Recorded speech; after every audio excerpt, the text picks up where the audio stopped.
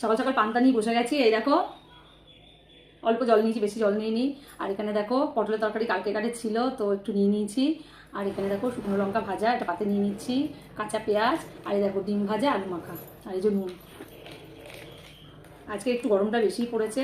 কালকে আমাদের বাড়িতে অনেক লোকজন এসেছিলো, তো রান্নাবান্নাগুলো খুব রিচ হয়েছিল। তো ভাবলাম আজকের একটু পান্তা খাই সকালবেলা, পেটটা ঠান্ডা থাকবে। তো আমি সকালবেলার জন্য পান্তা নিয়ে বসেছি। লঙ্কাটা পুরো ডলবো না, যদি আবার বেশি ঝাল হয়ে যায় খেতে পারবো না। এই যে মেখে নিয়েছি। পান্তা খেতে আমার খুব ভালো লাগে।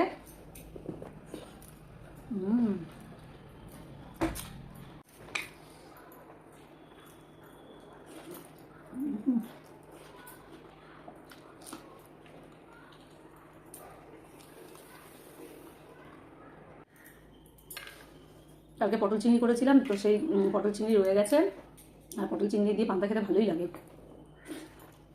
ভাতটা খেয়ে আর রান্না বসাবো আজকে একটু, দেখি কী রান্না করি। বেলা হয়ে গেছে, 9টা বেজে গেছে।